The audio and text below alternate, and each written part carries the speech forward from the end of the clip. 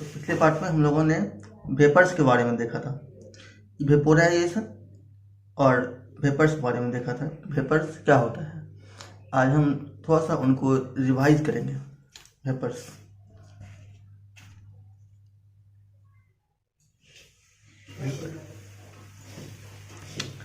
Substance जब किसी ordinary condition में, दैट मीन्स एटमॉस्फेरिक प्रेशर और रूम टेम्परेचर पर अगर वो सॉलिड और लिक्विड की स्टेट में रहता है, लेकिन जब उसको हीट करते हैं, मतलब किसी खास कंडीशन में, अंडर स्पेसिफिक कंडीशन में अगर वो गैस में कन्वर्ट हो जाता है तो कहते हैं vapour.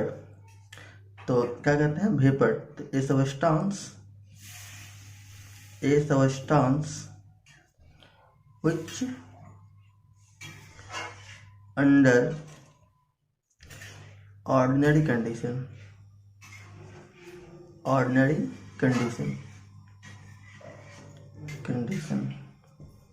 is solid or liquid, but under a specific condition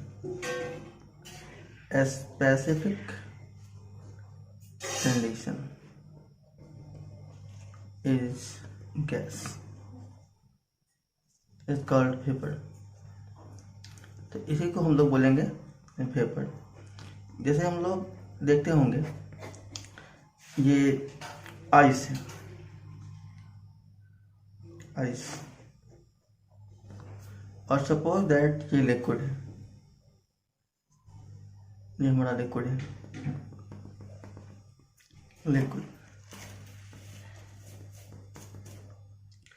तो आइस को जब हम हीट करते हैं तो लिक्विड में चेंज होता है, और जब हम लोग लिक्विड को हीट करेंगे तो ये गैस के फॉर्म में चेंज हो जाएगा, गैस के फॉर्म में चेंज हो जाएगा। तो ऑर्डिनरी टेम्परेचर पर ये जो सब्सटेंस है हमारा लिक्विड स्टेट में है, लेकिन जब हीट किए, मतलब किसी खास कंडीशन पर, स्पेसिफिक कंडीशन पर, ये क्या हो गया, गैस में कन्वर्ट हो गया, तो इनको बोलते हैं वेपर। क्या बोलते हैं इनको हम लोग, वेपर। यहाँ से अगर देखेंगे हम लोग तो ऑर्डिनरी कंडीशन पर था ये लिक्विड में, हीट किए, सॉरी ऑर्डिनरी कंडीशन में था सॉलिड में, हीट किए तो लिक्विड बना। लेकिन यदि हम लोग फर्दर हीट किए और अधिक हीट किए तो गैस के कंडीशन में फॉर्म हो गया, मतलब कि स्पेसिफिक कंडीशन पर ये गैस के कंडीशन में आ गया, और ऑर्डिनरी कंडीशन पर ये था सॉलिड के फॉर्म में या फिर लिक्विड के फॉर्म में, लेकिन स्पेसिफिक कंडीशन पर ये क्या हो गया, गैस के फॉर्म में चेंज हो गया। तो इन्हें बोलेंगे वेपर। तो वेपर हमारा बना है किस चीज़ से, वाटर से। तो ये मेरा क्या हो जाएगा, water vapour, water vapour. Okay, ये हमारा होगा वेपर।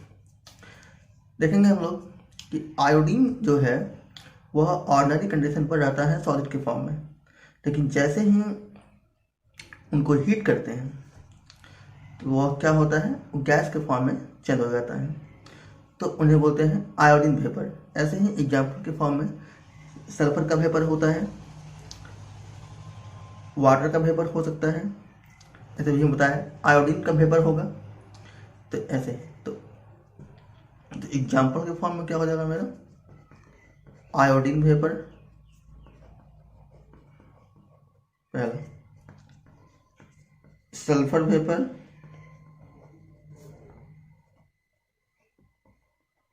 तीसरा, तो वाटर वेपर। मतलब ये सभी वेपर जो है ऑर्डिनरी कंडीशन में थे सॉलिड या लिक्विड के फॉर्म में, लेकिन जैसे ही इनको हीट किए ये किस फॉर्म में आ गए, गैस के फॉर्म में आ गए। तो लिक्विड और सॉलिड के इसी गैस के फॉर्म को हम लोग बोलते हैं वेपर बोलते हैं। तो ये समझ गए हम लोग वेपर क्या होता है।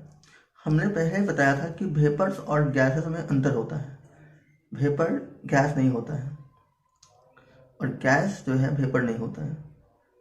तो ये हमारा जो अभी जो ये क्लियरिटी, ये वेपर हो गया।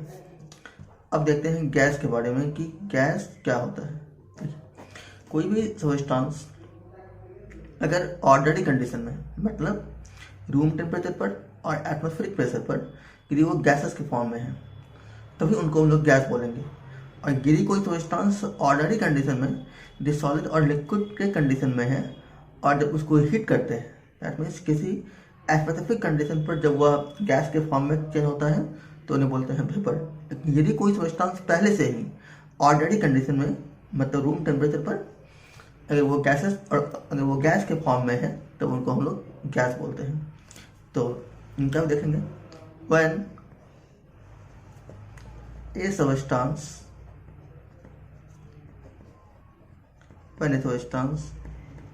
exists as a gas,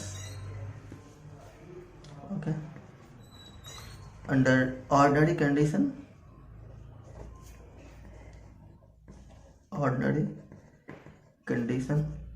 that means room temperature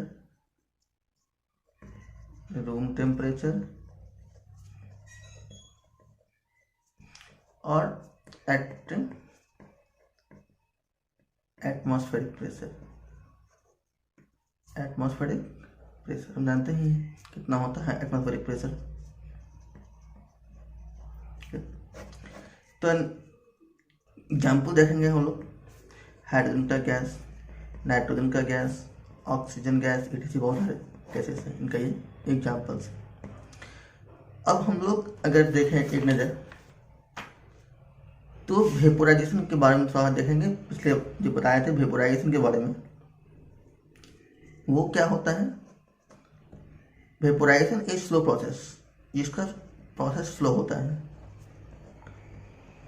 मतलब देखे होंगे अगर ग्लास है, यहाँ पर अगर मेरा ग्लास है, इस ग्लास में रखा हुआ है वाटर, और इनको यदि हम लोग छोड़ दें घर में बहुत देर तक, बहुत दिन तक, तो इनका जो लेवल होता है घट जाता है, ये आ जाता है लो लेवल पर। इसका मतलब इनका लेवल घट जाता है। कुछ वाटर जो है इनसे क्या होता है, इवेपोरेट हो जाता है। तो ये फास्ट नहीं होता है, ये स्लो होता है। ये क्या होता है, स्लो होता है। इनका प्रोसेस बहुत ही स्लो, इसलिए काफ़ी दिन के बाद जो है हम लोग इसके लेवल में डिक्रीजिंग देख पाते हैं। यह जो है किसी भी टेम्परेचर पर हो सकता है। वेपोराइजेशन occur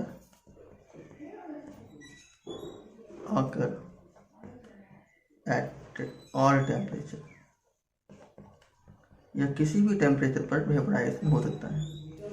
तीसरा है, तो अगर हमारा कंटेनर का एरिया बढ़ेगा, ज़्यादा एरिया होगा, तो क्या होगा, वेपोराइजेशन ज़्यादा होगा। मतलब कि वेपोराइजेशन जो है वह डिपेंड करता है एरिया पर ही। एरिया ज़्यादा तो वेपोराइजेशन ज़्यादा। कह सकते हैं हम लोग vaporisation is directly proportional area. Area यदि बढ़ेगा तो वेपोराइजेशन, रेट ऑफ वेपोराइजेशन कह सकते हैं इसको हम लोग ऐसे, रेट ऑफ वेपोराइजेशन बढ़ेगा। यदि एरिया घटेगा तो रेट ऑफ वेपोराइजेशन क्या होगा, घटेगा। इसलिए हम लोग देखते हैं कि अगर गर्म चाय है, गर्म दूध है, यदि उसको एक बड़े थाली में, इनका ज़्यादा एरिया होता है, उसमें डाल देते हैं तो बहुत जल्दी वो ठंडा हो जाता है। लेकिन यदि किसी कम एरिया वाले चीज़ों में, जैसे कप में या फिर किसी ऐसी चीज़ में जिनका एरिया बहुत कम हो, उनमें यदि डालते हैं तो ठंडा देर से होता है। क्यों? क्योंकि प्लेट का साइज का जो एरिया है ये बड़ा होगा। तो अगर प्लेट का एरिया बड़ा होगा तो इस पर से क्या होगा, वेपोराइजेशन ज़्यादा होगा, स्पीड से होगा वेपोराइजेशन, रेट ऑफ स्पीड का ज़्यादा होगा, इसलिए ठंडा हो जाता है।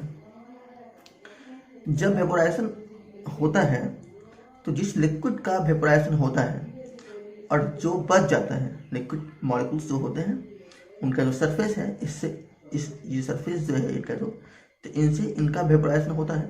लेकिन जो लिक्विड बच जाता है वो ठंडा हो जाता है, वो कूल हो जाता है। इसलिए कहते हैं हम लोग vaporisation, when vaporisation occur the remaining liquid become cool. बचा हुआ लिक्विड जो है वो क्या होता है, ठंडा हो जाता है।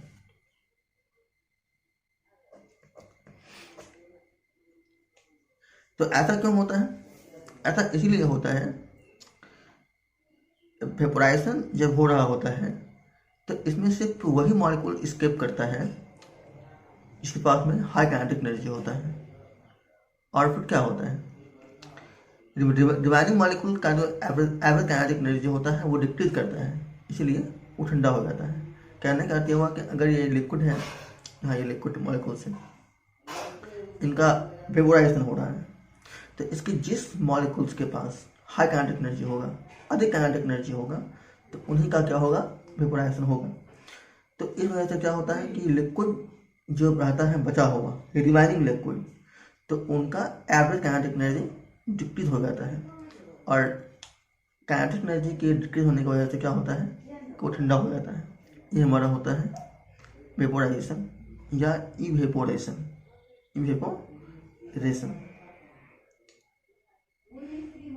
सपोज दैट कि यहाँ पर एक कंटेनर है और इसमें लिक्विड है,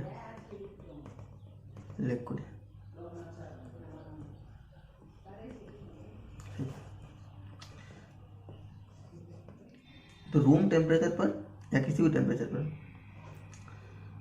अगर इसको हीट मिलता है, तो इनकी जो मॉलिक्यूल्स है इनका क्या होगा, काइनेटिक एनर्जी बढ़ेगा, मॉलिक्यूल्स का काइनेटिक एनर्जी बढ़ेगा।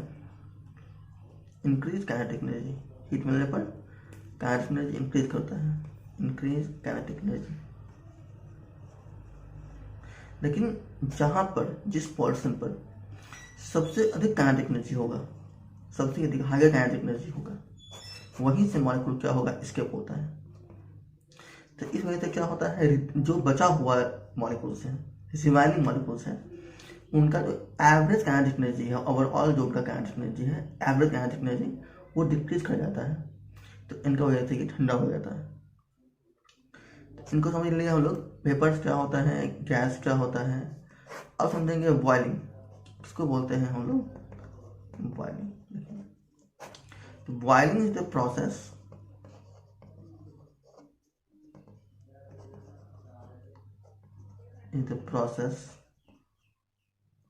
of change of state of liquid to the vapor at constant temperature.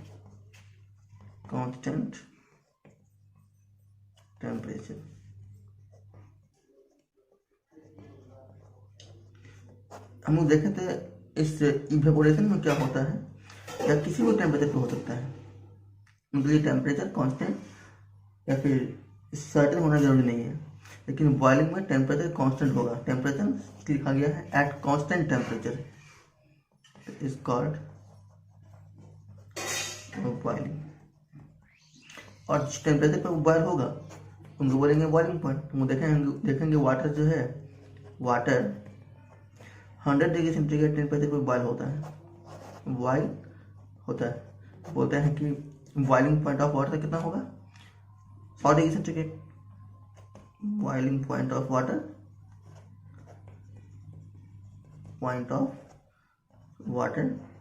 कितना होगा, 100 डिग्री। इसलिए इस तरह से अलग अलग तोषतांश का, लिक्विड का, मेटल्स का बॉइलिंग पॉइंट क्या होता है, अलग अलग होता है।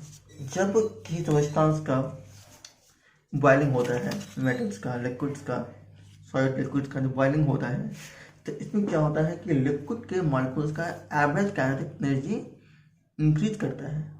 तो इससे क्या होता है कि लिक्विड का जो मॉलिक्यूल्स होता है वह सफिशिएंट काइनेटिक एनर्जी एक्वायर कर लेता है।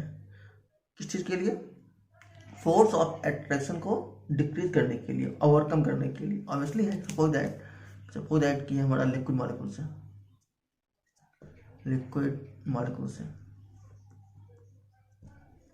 ये हमारा ध्यान देखेंगे इस बात पे हम लोग, ये हमारा लिक्विड मॉलिक्यूल्स है, सॉलिड नहीं है, लिक्विड मॉलिक्यूल्स है। क्योंकि सॉलिड में ये मॉलिक्यूल्स जो है काफ़ी क्लोज होते हैं। ये हमारा होगा सॉलिड मॉलिक्यूल्स का स्ट्रक्चर, ये हमारा किसका होगा, सॉलिड मॉलिक्यूल्स का। और ये हमारा किसका होगा, लिक्विड मॉलिक्यूल्स का स्ट्रक्चर। जब इसको हीट मिलता है, जब ये हीट एनर्जी गेन करता है, तो क्या होता है कि मॉलिक्यूल्स का जो काइनेटिक एनर्जी होता है वो इंक्रीज करता है। तो ऑब्वियसली हम जानेंगे कि जो काइनेटिक एनर्जी इंक्रीज करेगा तो दो मॉलिक्यूल्स के बीच क्या होगा, मूवमेंट बढ़ेगा, मॉलिक्यूल्स में मोशन आएगा। तो मॉलिक्यूल्स में मोशन आएगा तो मॉलिक्यूल्स के बीच की दूरियां बढ़ेगी, डिस्टेंस बढ़ेगा। और जब डिस्टेंस बढ़ेगा, दोनों के बीच जो लगने वाला फोर्स है, इसको हम लोग बोलते हैं इंटरमॉलिक्यूलर फोर्स। इंटरमॉलिक्यूलर फोर्स ये क्या होगा, घटेगा। ये क्या होगा, घटेगा। ये बताना नहीं चाहिए कि इंटरमॉलिक्यूलर फोर्स जो होता है, इंटरमॉलिक्यूलर फोर्स, मॉलिक्यूलर फोर्स जो होता है, मतलब कि इसको हम लोग लिखते हैं एफ से, ये इन्वर्सली प्रोपोर्शनल होता है किसका, डिस्टेंस का। मतलब इस देख रहे हैं, इस रेफरेंस से हम लोग, अगर डिस्टेंस बढ़ेगा तो फोर्स ऑफ अट्रैक्शन घटेगा, और यदि डिस्टेंस घटेगा तो फोर्स ऑफ अट्रैक्शन बढ़ेगा। और हम ऐसा क्यों हो रहा है, क्योंकि डिस्टेंस बढ़ने के बाद क्या होता है कि इंटरमॉलिक्यूलर स्पेस भी बढ़ता है। इस तरीके से हम लोग कह सकते हैं कि स्पेस जो है वो डायरेक्टली प्रोपोर्शनल होगा डिस्टेंस का। अगर दो मॉलिक्यूल के बीच डिस्टेंस बढ़ेगा तो स्पेस भी बढ़ेगा, ऑब्वियसली है। अगर डिस्टेंस घटेगा तो स्पेस भी घटेगा, और स्पेस यदि बढ़ेगा तो इंटरमॉलिक्यूलर फोर्स घटेगा, और यदि स्पेस घटेगा तो इंटरमॉलिक्यूलर फोर्स बढ़ेगा। देख लेंगे हम लोग। अगर हम लोग चाहेंगे निकालने के लिए रिलेशन स्पेस एंड डिस्टेंस के बीच, तो क्या लिख लेंगे, सॉरी हाँ दोनों एक ही होगा, स्पेस हाँ ज़्यादा कुछ करने की जरूरत नहीं है। तो यदि स्पेस बढ़ेगा तो इंटरमॉलिक्यूलर फोर्स घटेगा, तो यदि स्पेस घटेगा तो इंटरमॉलिक्यूलर फोर्स बढ़ेगा। तो कह सकते हैं space directly proportional inversely proportional होता है फोर्स का। अगर फोर्स घटेगा, फोर्स अगर घटेगा तो स्पेस बढ़ेगा, मतलब कि देखेंगे less force then greater space, greater space, okay. और यदि हमारा फोर्स घटता है, सॉरी फोर्स यदि बढ़ता है, अधिक फोर्स लगता है, तो स्पेस क्या होगा, घटेगा। देन कह सकते हैं हम लोग greater force than less space. अगर फोर्स ज़्यादा होगा तो स्पेस कम होगा, तो ऑब्वियसली है हमारा इसमें। इस तरीके से जब मॉलिक्यूल हमारा सफिशिएंट काइनेटिक एनर्जी एक्वायर करता है attraction of force of attraction को कम करने के लिए, जब एक मॉलिक्यूल का दूसरे मॉलिक्यूल के बीच जो फोर्स लगता है उनका, तो क्या होता है, तो मॉलिक्यूल्स जो होता है स्टार्ट लिविंग द लिक्विड को छोड़ना स्टार्ट कर देता है। तो ये सिर्फ इनके सरफेस से नहीं होता है, बल्कि कंटेनर के वाल के नज़दीक से भी जो है मॉलिक्यूल से है छोड़ना स्टार्ट कर देता है। तो इसलिए देखे होंगे हम लोग कि अगर एक सपोज दैट कंटेनर है, इस कंटेनर में अगर लिक्विड मॉलिक्यूल्स है, लिक्विड मॉलिक्यूल्स ऐसे ऐसे इसको ये हमारा लिक्विड मॉलिक्यूल, इसमें सपोज लिक्विड मॉलिक्यूल्स है। जब इनको हीट करते हैं तो कुछ समय बाद क्या होता है, इसमें हल्का हल्का बबल दिखाई पड़ता है, साइड से बबल दिखाई पड़ता है। कि बबल क्या है, कंटेनर के साइड जो दीवार, सॉरी लिक्विड के नियर जो वाल है उस वाल के आसपास जो लिक्विड मॉलिक्यूल है, तो वहाँ से जो लिक्विड मॉलिक्यूल स्केप करना शुरू करता है, तो वही क्या होता है, इसी बबल्स के फॉर्म में दिखाई पड़ता है, बबल्स के फॉर्म में दिखाई पड़ता है। लेकिन यदि हम लोग फर्दर हीट करते हैं, मतलब यदि इनका वेपोरेशन बढ़ता है, तो साइज ऑफ बबल्स क्या होता है, बढ़ता है, ठीक है। और जैसे ही बबल्स हम लोग और ज़्यादा बढ़ाएंगे हीट को, बबल्स का साइज और बढ़ेगा। तो ये होता है इसके अंदर। बल्कि लिक्विड के लिए जो वाल है और वाल के पास जो मॉलिक्यूल है, वहाँ से भी स्केप होना शुरू करता है।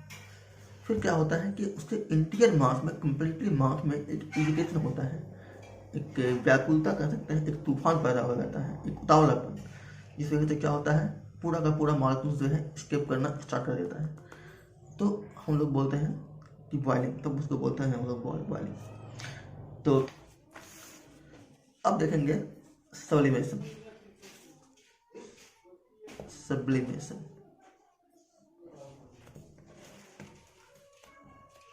Sublimation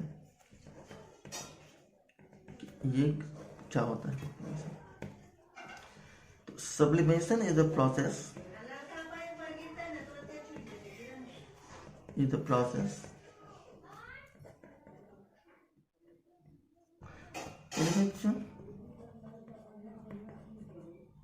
in which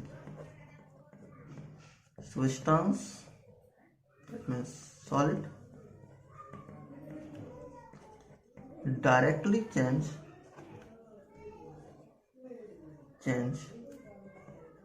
into gas when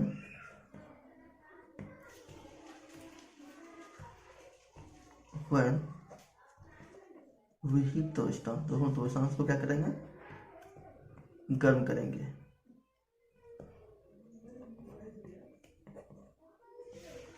Without changing in liquid,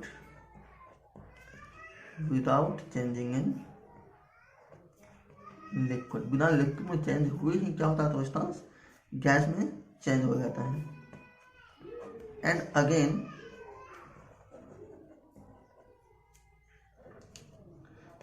conversely कह सकते हैं हम लोग, on cooling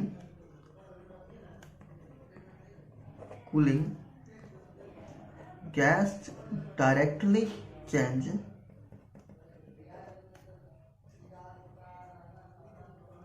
into solid, okay। This process is called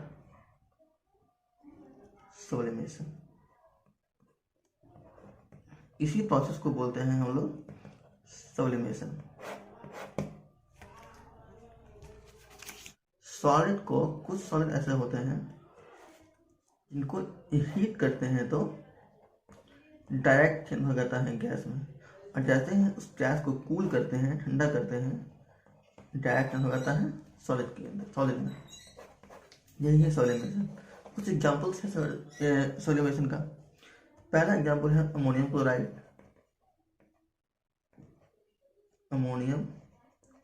chloride.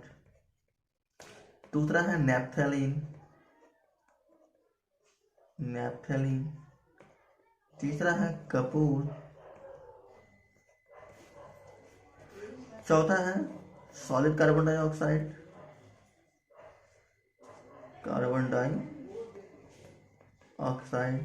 और एक पांचवा है क्या? आयोडीन। ये सारे एग्जाम्पल हैं कुंची के सब्लिमेशन का। तो ऐसा क्यों होता है? तो ऑन हीटिंग करने पर, molecules vibrate, increase, and the intermolecular force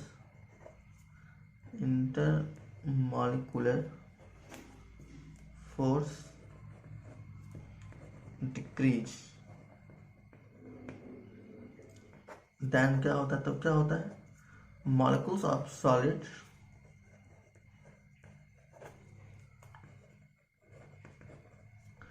gradually escape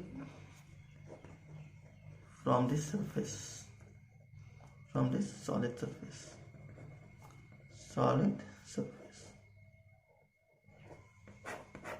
then